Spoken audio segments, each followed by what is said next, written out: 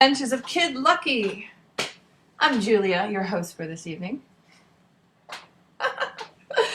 Anyways, I thought I'd give it a few minutes because I tend to start exactly at 8 o'clock and then people come in at like 8:03 and they've missed the whole introduction. So I'm just going to wait, see if anybody shows up. Okay. I got my tea. Yeah. Victoria, if you're watching, yeah.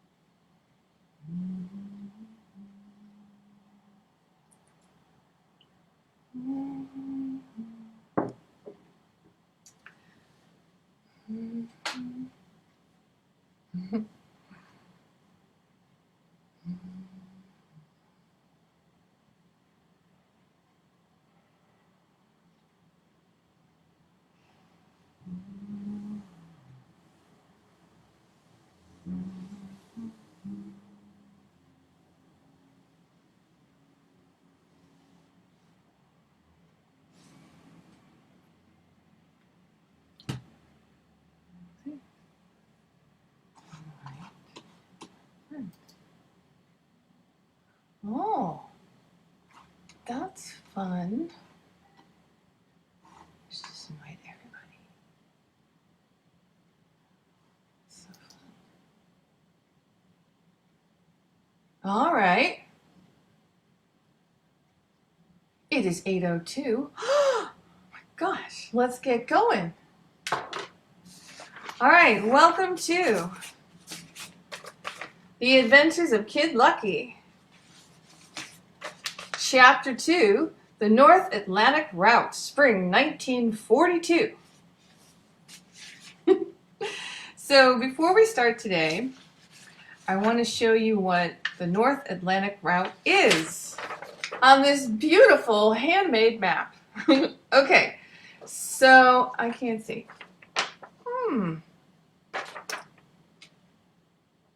So over here is North America, and since we are an Army unit, we're going to fly out of Maine, and you fly to Iceland, from Iceland over to Scotland, and then down to England. But that's not what happens. They get slightly blown off course. So they're going to go from Maine to Greenland all the way over to here, where they get stuck for a few days.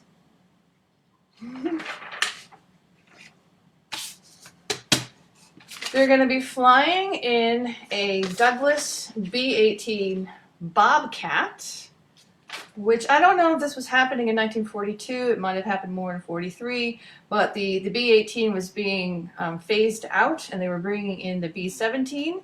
So the B-18 was being moved into cargo, carrying supplies and things like that. So it's a medium-sized bomber plane with two propellers on the wings, and it has like a big radar station on the nose.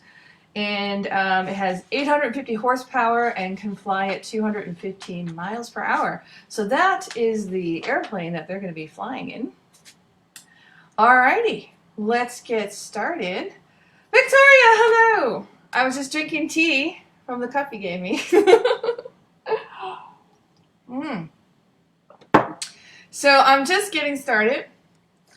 For those of you who have just tuned in, you missed my handy map. We're going to be going from Maine to Greenland over to this little space right there. Ding, ding, ding. We get blown off course. So here we go.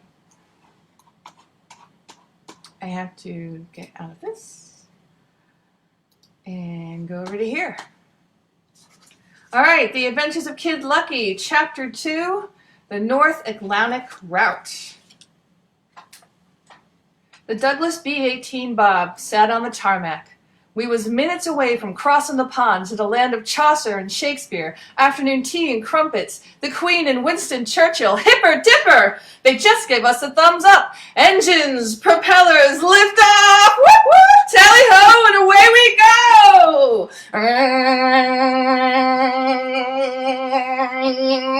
It's really loud in cargo! The engines are roaring! I gotta talk really loud or you won't be able to hear me! We're finally on our way. Our deployment date kept getting delayed on account of the weather. We was gnawing at our cages to get going. Our imaginations running wild. What if we didn't make it? What if the north wind blew us into the sea? What if they was flack? What if they didn't send us at all? We was spooking ourselves out. The days dragged on as we waited for our orders. To ease our minds, Georgie regaled us with some fun facts about aviation. Here's one. Who was the first person to cross the North Atlantic by aeroplane? I bet you're thinking Charles Lindbergh, but you would be wrong. It was actually these two British pilots from World War I named John Alcock and Arthur Whitten. They entered a flying competition started by this wealthy newspaper tycoon who had nothing better to do with his money than bet it on crazy schemes. For years, he held out prize money for anyone who could make the trip, but no one was able to do it until World War I. Technological advances in aviation during the war gave Alcock and Whitten the edge they needed. So they tooled around with their old twin-engine biplane and in 1919 flew it across the pond. Things didn't go as planned. They had a terrible time of it, mostly because of the weather. They got stuck in fog, they got lost, and eventually crash-landed in Ireland. Georgie says they crashed because they were swacked from drinking whiskey for 16 hours and not the weather as they claim. Whoop! It ain't gonna take us 16 hours to get where we're going. Hey, Paulie, how long is it gonna take us to get to Iceland? That's above my pay grade. What do you think, about 5 hours? Natch.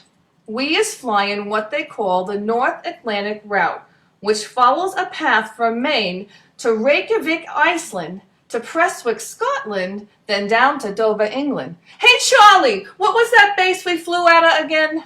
Presque Isle Army Base. Who's flying this kite? The 23rd Army Air Force Ferrying Wing. All right. So once we get to England, we'll head on down to Dover, from whence we'll be transported to an undisclosed RAF training facility.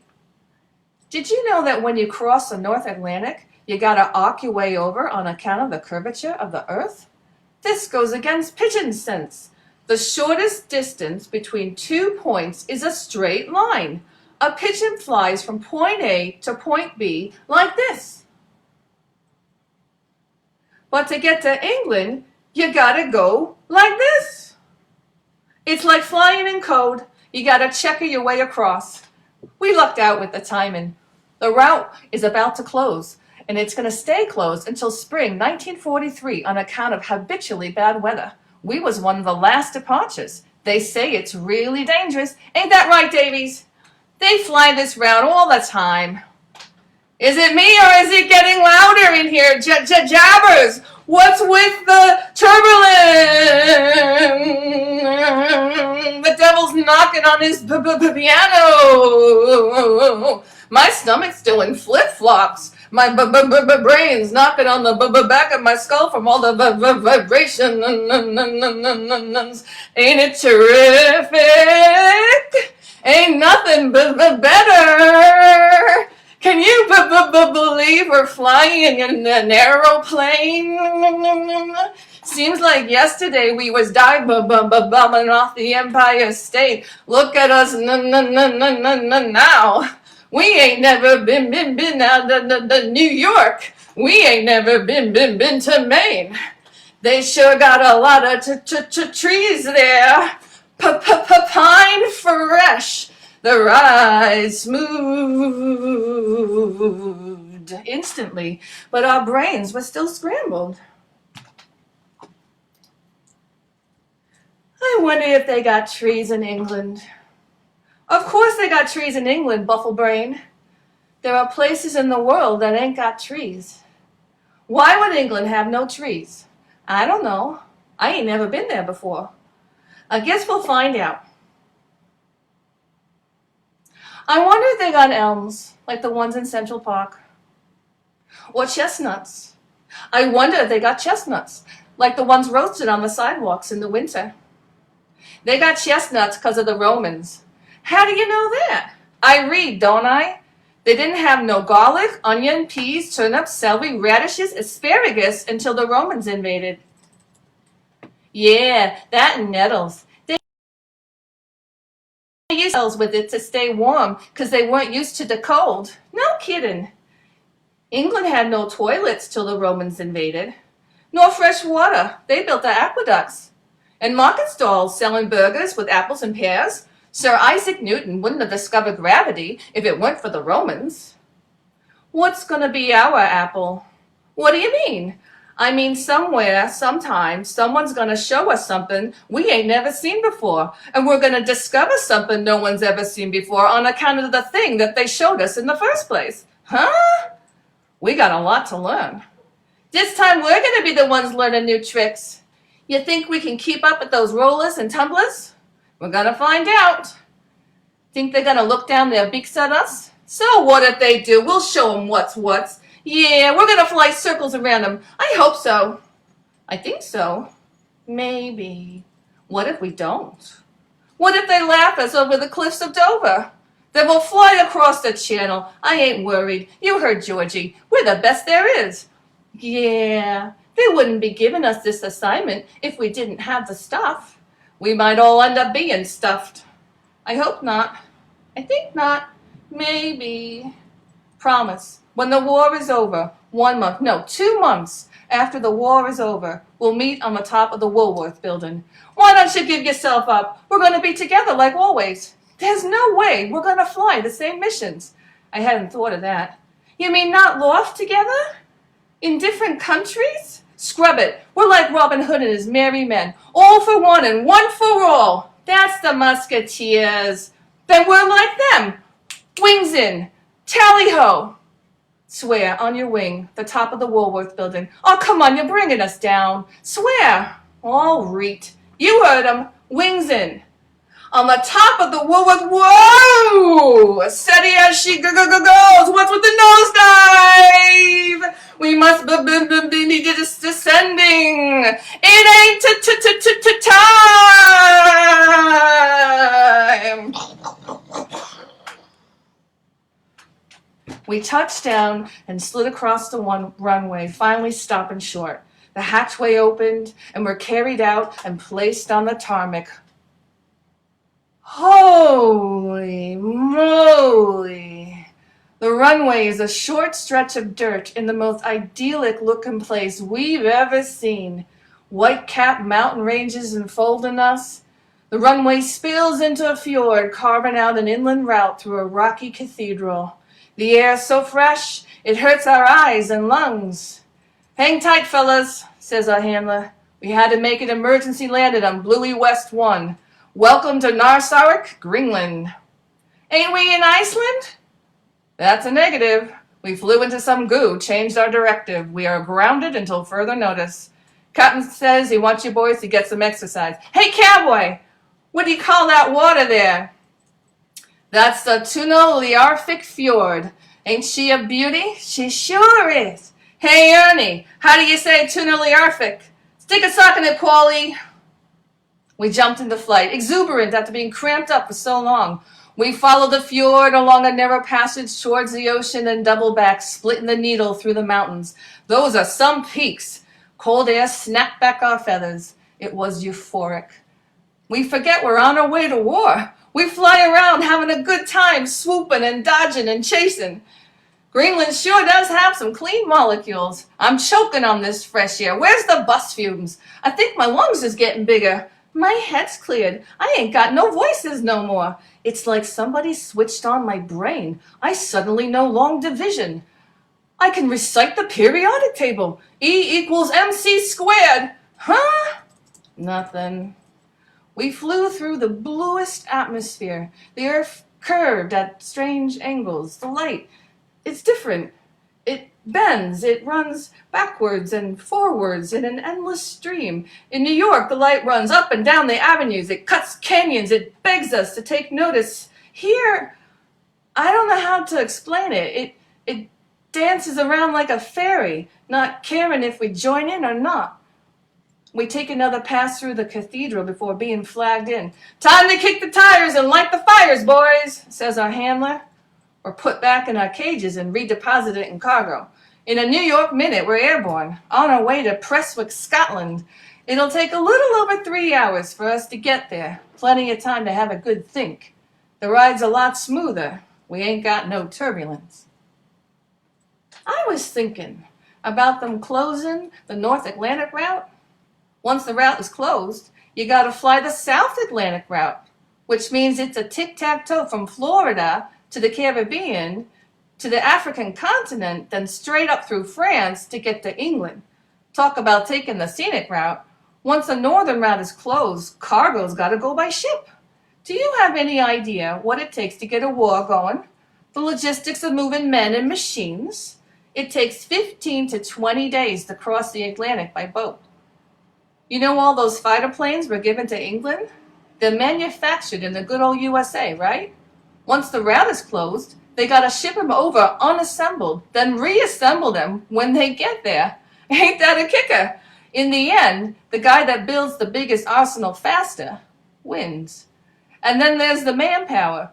Imagine what it takes to get a whole army of men from New York City to England or France. It's a major operation. It takes a lot of planning to move armies of men, feed them, clothe them, and keep them in good health.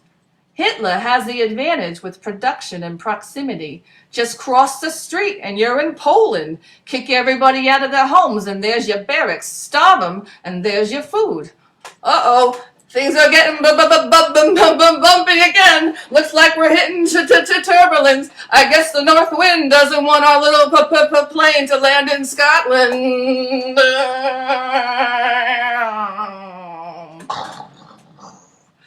We change tracks and keep heading north. Where the Atlantic Ocean and the North Sea stand talking over a fence is where we make our descent. The sky narrows, the plane skits over skerries, while we drop into a thick soup undetected and land, more like bounces, on a chunk of rock floating in the ocean. The crew takes us out of cargo and forgets about us while they light their fags. Thunderation! Where are we? Somewhere's dark. Someplace foggy. Somewhere's foggy and dark. I can't see my feet. It's so dark, I'm sleepwalking. Maybe there's a light switch. Someone ought to switch a light on in your brain. Someone light a match. Where's we gonna get a match? The crew blows smoke, pilfer one of theirs. On it! Ernie flies to the cockpit. Hurry up! I'm coming. I got one for each of us. Everyone light one. All I see is fog. The crew's unpacking stuff. You got bags under your eyes. Your top feathers are sticking straight up.